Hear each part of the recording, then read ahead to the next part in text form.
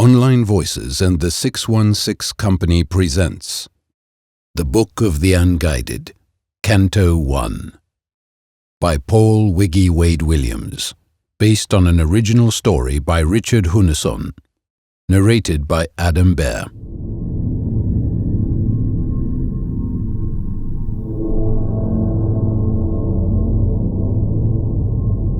Act I. Betrayal in the High Heavens. We are seven. We have been seven since the first light of the universe filled the void, and we shall be seven when the last flicking ember gutters and dies, heralding the return of the darkness. That rule is unbreakable, though heaven might rail against it with all its impotent fury. Though they, who once we called brothers, might wish us exterminated, their desires have no hold over us. Immortal we stand, undying, eternal, forever, at least in number. Should one of us perish, another shall rise to take our place. We are bound by the angelic code, as are they. Our numbers cannot be diminished. What option had they but to banish us from the halls of heaven? But let us begin at the beginning.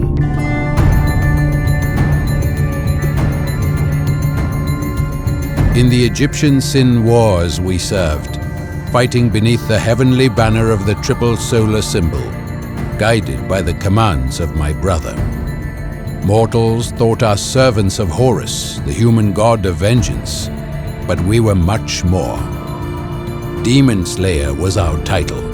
Our sole purpose was to settle the ancient quarrel between heaven and hell.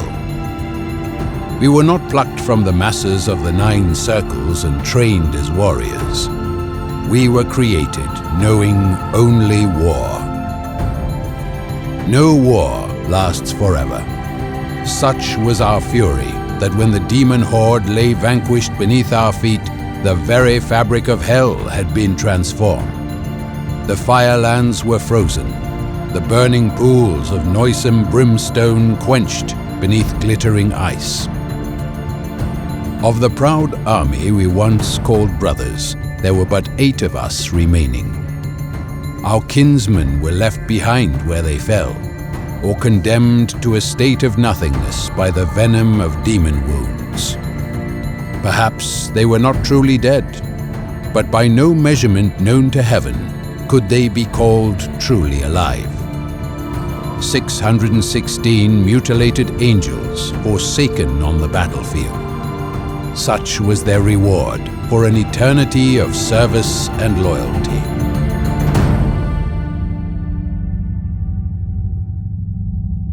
We are 7, yet, as told, 8 of us stood before the gates of heaven, bathed in the black blood and putrid venom of the countless demons we had slain. We had departed to trumpets and fanfare, loyal soldiers marching to fight a just war. We returned as battle-twisted veterans, unwanted by those in whose name we achieved victory. What place did we have in a victorious heaven? For we were sons who knew only war and destruction. Our endeavors against the stinking horde had transformed us into powerful and unpredictable immortals. Proudly we stood while the gates of heaven were closed to us forever. Undesirables, unwanted, outcasts, the words still burn in our minds. As dark angels, we had free rein to wander the world of men and its many insignificant kingdoms. The judgment passed upon was cruel. Immortal we were, but we had been removed from the grace of heaven, and for that we suffered. Some had their wings clipped, others atrophied. Their wounds pained our flesh, but the loss of dignity ravaged our spirits. The mortals of Egypt, on whose soil our kinsmen had shed their immortal blood, spoke of how our service to Horus was at an end, that our masters were pleased and now rallied us to aid Anubis in the never-ending struggle to protect the underworld from Apophis, the demon serpent. Thus was our ability to fly taken, for we were bound to the depths, not the eternal sky. Poisonous words, except in the feeble minds of mortals, whose pitiful senses could not comprehend our true fate. We are 7, yet 8 of us stood before the gates of heaven so long ago. The law was immutable. We would be 7 and no more. In order that the law be fulfilled, one of us would remain in heaven, but not as a hero returned in glory or honored guest. No celestial palace would they call home. Their fate was to be caged. Only when one of us fell would the 8th of our number be released from their bondage. The decision as to who should be imprisoned was not ours to make. Eve, the most ruthless of our kind, was chosen by the archangel Adam. Behind closed gates she would stay, the eyes of the fiery 6-winged guardians of the throne of Tetragrammaton, the seraphim high guard, watching ever upon her. Why Eve we did not ask, for we knew no answer would be given. They could ignore our words, but they could not deny us our thoughts. Eve was the greatest of our number, a glaive wielder whose prowess had accounted for the existence of an unimaginable number of black-hearted demons during the Long War. Ah, how her weapons sang, for they were forged and infused with the most powerful melodies ever known in the heavens. Mortals forge weapons, but we angels forge power. Only when the physical shell was perfect, as befitted the ranks of heaven, did we empower our weapons.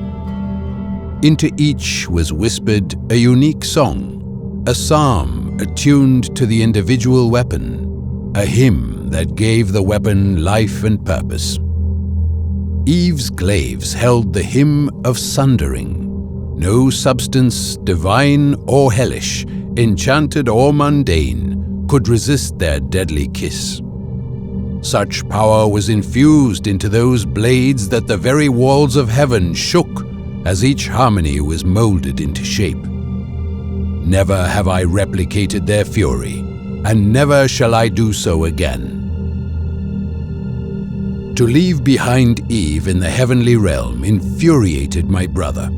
He spat no words, but his face was an open book to me.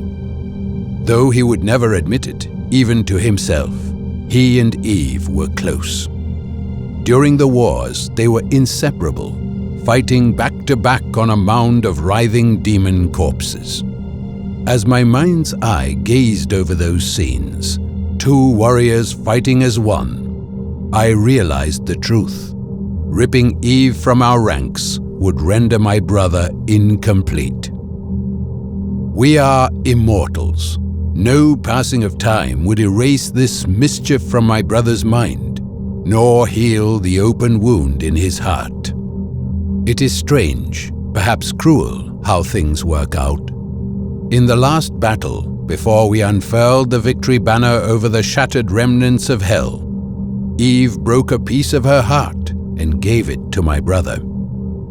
Around his neck it hung, and would do so for eternity. We are 7. The early days of our banishment were a source of great pain. The constant presence of heaven poisoned our spirit. For although we had been cast out, they would not allow us our freedom. Into our ears they whispered venomous thoughts, telling us our banishment to the mortal layer was in our best interests. As the tree of life grew from a seed, so vengeance festered and magnified within us. Perhaps we did dwell in ignorance, blinded by heaven's insidious claims, but the curtain of lies could not remain over our minds forever. My brother and I saw clearly the true nature of the scheme. Our banishment was not for our good, but to protect the pathetic lords of heaven, to whom we had once bowed low. Alas, the others were still veiled to the truth. Before our descent, we made a pact to remain together, brothers in exile, defiant against those who had sinned against us. The mortals have a saying, "The road to hell is paved with good intentions." Let me tell you now, it is paved with the blood of fallen angels. I know, for I have walked it. We remained as one in deed and thought but for a short time. 2 of them were pawns of heaven. Their sentence was to run errands on the mortal layer for the ones who exiled us. This they did like lapdogs, never once questioning the banal nature of the deeds they were to carry out. It burdened me greatly to see the iron grip heaven held on their hearts. These 2 we cast aside, for they could not be spared their fate. My brother and I defected from the other 3 soon after, though we held no malice for them. Mortals speak of eternity, but they have no true grasp of its meaning. To be discarded from heaven and the light of lights, to ponder the reality of being a fallen angel, it was too much for them. They had lost their will to rebel, and could serve no role in the new cause that burned and gnawed within the spirit of my brother and me. Vengeance would be ours. We are 7 no longer. Free from heaven's final shackle, we were masters of our own existence, uncontrolled, unconstrained, unguided. Centuries and millennia drifted by like clouds in the sky. Our interest fell upon the mortals, and in particular the land of Zion. Here men dwelt in great multitudes, enclosed within a city as large as a continent. We walked as simple travelers. Our true nature was masked from mortal eyes. As fallen angels, we had developed many new powers. Disguised as mortals, we penetrated their culture and absorbed their history. They were ants compared to us, but we grew fond of them. The wars we fought of old were, in part, to preserve the human race. Heaven had created them as the reflection of angels, and we were assigned to protect those we considered our own. But only now, as outcasts, did we take the time to truly know the hearts of earthbound men. The humans had been productive since the distant days of the Egyptian wars, and their technology fascinated us. Automated machines, the magic of being able to fly without wings, and artificial creatures known as robots. Mankind, it seemed, had assumed the mantle of the gods. Do not think they lived within a utopia, for the humans were weighed down by many burdens of their own making. Their lust for technology had created environmental problems.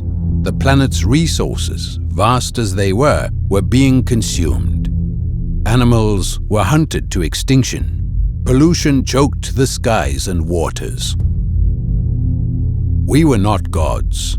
We could not tell if the world would ever recover from the rape, but we could at least nudge the humans in the right direction to making amends. We made Zion our home, and the Zionics welcomed us with open arms. We had found some measure of peace and acceptance that caused much agitation in heaven, but we did not care. The humans were now our companions. They were loyal to us, and we would return that in times of distress.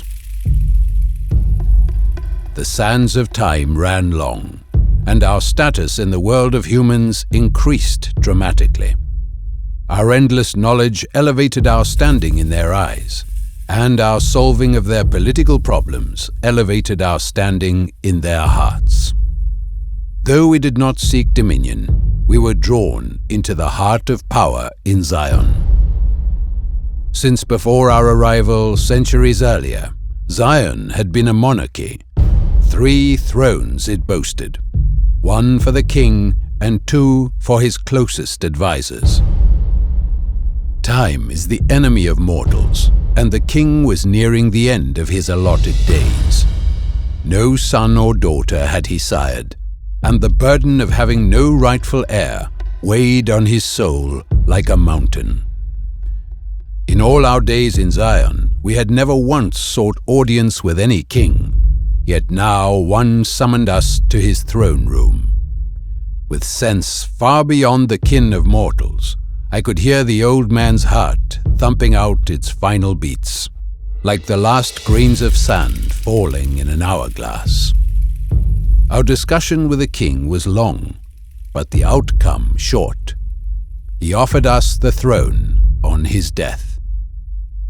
I, being of a more diplomatic nature than my brother, accepted the offer with no hesitation. My brother's mind and heart were, as always, elsewhere, and it took all of my powers of persuasion to convince him to accept. I would rule as king, and he would rule by my side as prince. It was not long afterward the king drew his final breath. As promised, I was appointed the new king, my brother at my side. We mourned the old king's passing, for such was the way of the Zionics, but they also rejoiced, for they knew us to be strong and wise. Though my brother was a prince, he saw himself as a general, charged with overseeing the country's defenses against all external threats.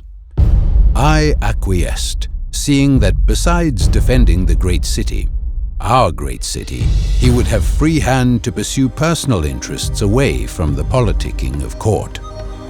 A great time, by mortal reckoning, had passed, but vengeance against heaven and the liberation of his beloved Eve still ruled his heart. An age of peace fell upon Zion. During my reign, I forged 2 new weapons of power. For my brother, I forged a blade imbued with a hymn of mending. His thirst for vengeance unquenched, it would serve him well should danger and suffering befall him. For myself, I forged the blade of immortal death.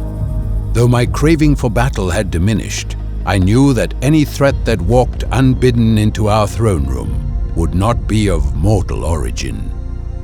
Ah, you are undoubtedly wondering how an immortal can die. The weapon's name was misleading, for it held no power to truly slay an immortal. Its enchantment would cut immortal flesh, rendering any so wounded incapacitated. In all the world of men, it had no equal in that regard. We had never feared mortals, and so armed we had little fear of immortals, for the blades would ensure any attacker was quickly defeated. To these I added for my brother the shield of undying and the war crown of victory. Forged of metal, imbued with power, and tempered with pride, they were perfect instruments. The humans have another saying: pride comes before a fall. We had seen countless nations crumble and perish, and though we were immortal and without equal in the world of men, nothing lasts forever. Our peace was ended by a host of angels unleashed from heaven. At their head marched the 2 betrayers, of whom we had long forgotten. Their goal was simple: to capture us and to bring about the end of our regime.